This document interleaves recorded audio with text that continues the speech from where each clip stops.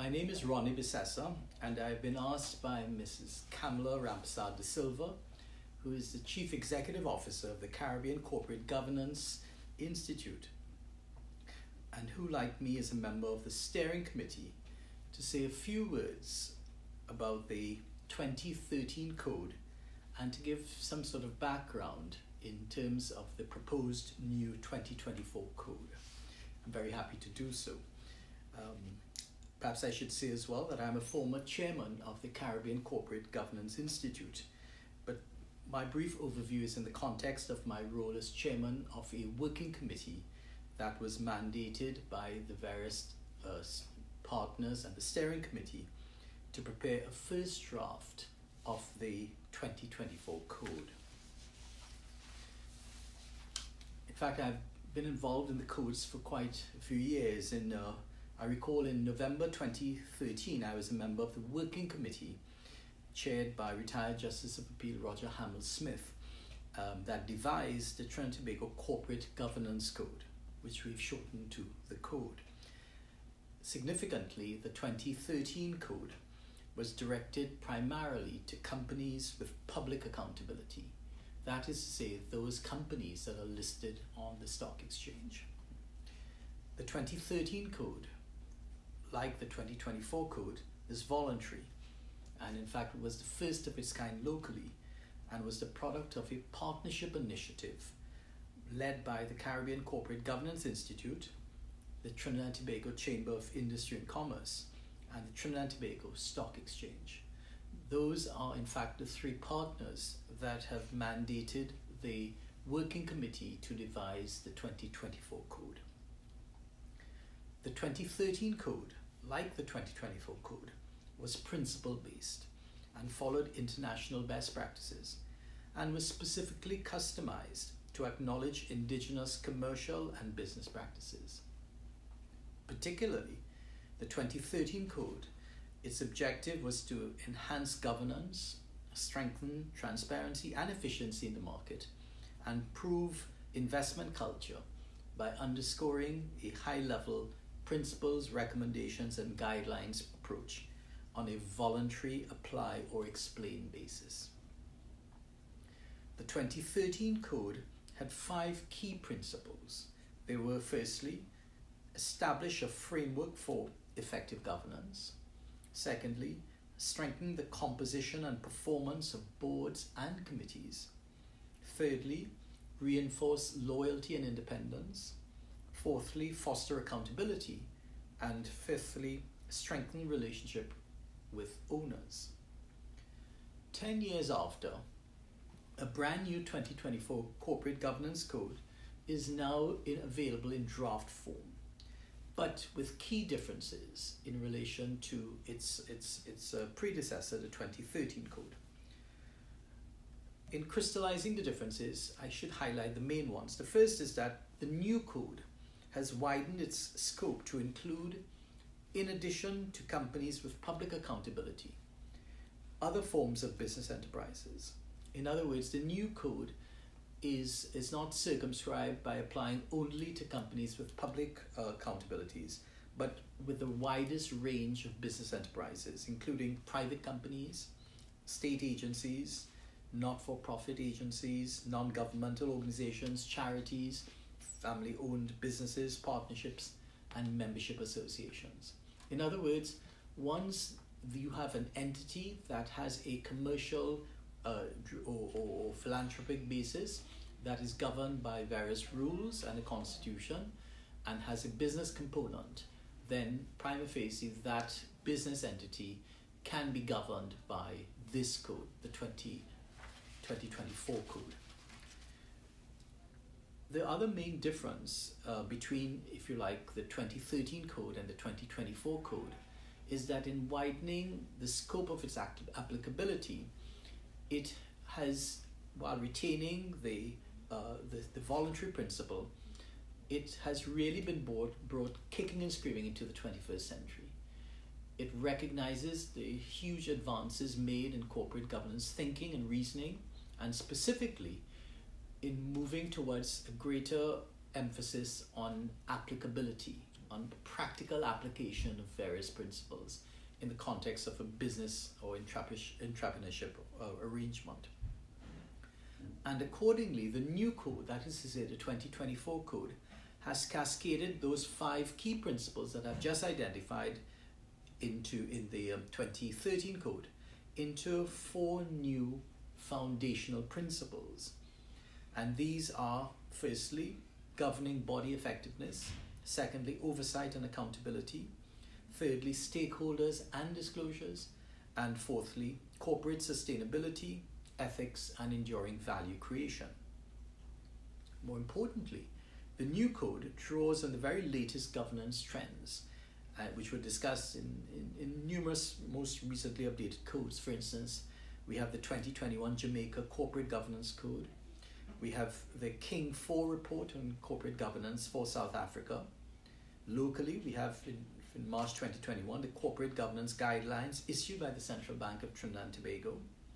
We have, very importantly, ISO 37000, which is the 2021 Governance of Organizations and the G20 OECD Principles of Corporate Governance.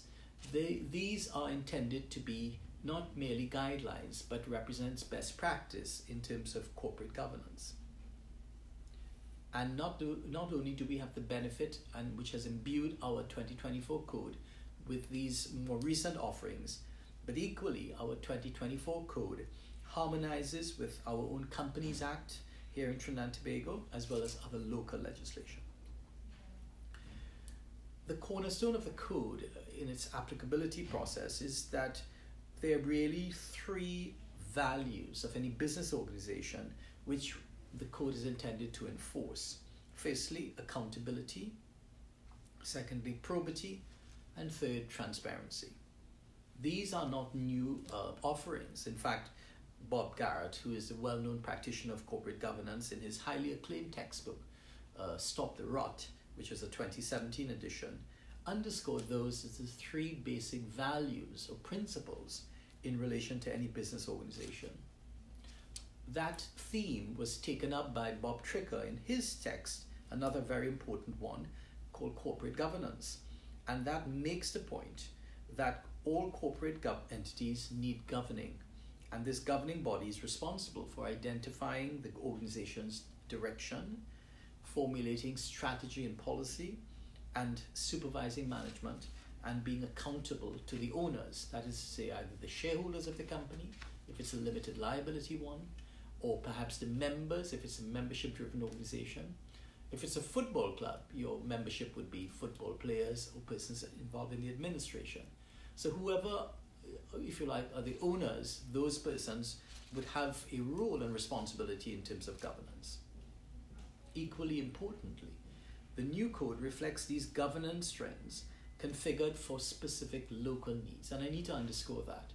While we have the benefit of codes from throughout the Commonwealth and indeed throughout the world, the working group that has devised the draft of this code for public consultation and stakeholder consultation was extremely keen to ensure that the code would be sufficiently adaptable and sufficiently intuitive and configured for local indigenous business needs. And therefore it is intended that our code reflects to a great extent our own business culture. The other point, and I need to highlight this as well, is that the working committee was very keen to ensure that companies or organizations that took the responsibility of saying, well, we will be guided by the 2024 code, will do so not merely as a box ticking exercise to boast to their owners, well, look, we've done this. Rather, there would be a meaningful participatory effort to ensure that we have compliance with. In other words, comply and explain. Now, while this new code is not, nor can it be intended to be one size fits all, because that's conceptually impossible, it does proceed on the basis that the 4 foundational principles that I've just identified have universal application, irrespective of the form of business enterprise, whether or not it applies to private companies or public companies, state agencies, not-for-profits, NGOs, charities, family-owned businesses. In other words, notwithstanding the differences in all of these entities, there are some common themes, and this is what is exploited in the code, in the sense that these are what we regard as integral, and those common themes speak to the very four foundational principles that I've identified. Governing body effectiveness, in other words, how effective is the board of directors or the executive committee, however it is called, how effective they are in governing the organization. The second foundational principle is oversight and accountability. In other words, that the governing body has responsibilities to the owners, whoever these owners are, and in fact the stakeholders. And therefore it is important that there be an oversight and accountability. Thirdly, the stakeholders must be specifically identified, and they must have a role in the operations of the business, or a role in governing the business, and that there must be full and frank disclosure to these owners or stakeholders as to how the company or the organization is being run. And the fourth equally important category, corporate sustainability, ethics and enduring value creation. Very fancy words for saying business continuity. We want to ensure that with the application of these principles, that the organization endures and sustains, if not in perpetuity, but for a very long time, and therefore enhances value creation. To that end, this new code, in my respectful view, fits most Trinidad and Tobago business models, and therefore the invitation is extended not only to you as stakeholders, but to business owners and persons in charge of governance to consider a voluntary adoption of most, if not all, of the code. This new code also reflects the contribution of the working committee, whose composition, and there are 17 of us, the composition permitted different interests and perspectives to be presented for consideration. I do want to say, however, that the new code is not a compromise, because if you have 17 people telling you what to do and how to do it, it may be easy to simply compromise it along certain points, but this is not a compromise. It is rather an amalgamation of different perspectives, views, and thoughts, but filtered through the consultative process, which is what my brief discussion is about. And in fact, I should convey to all members of the working committee my indebtedness to them for their passionate embrace and of the principles of best practice corporate governance. Finally, I also want to take the opportunity to thank the three partnering organizations, namely the CCGI, the Trinidad and Tobago Chamber of Industry and Commerce, and of course Trinidad and Tobago Stock Exchange, as well as the steering committee which devised the mandate for the working committee. I wish to thank them for their significant support and enthusiasm, and certainly through me the working committee pledges its continuing roles and responsibilities to do whatever is necessary to ensure that our 2024 code is actually promulgated and therefore part of the governance structure of Trinidad and Tobago. Thank you very much.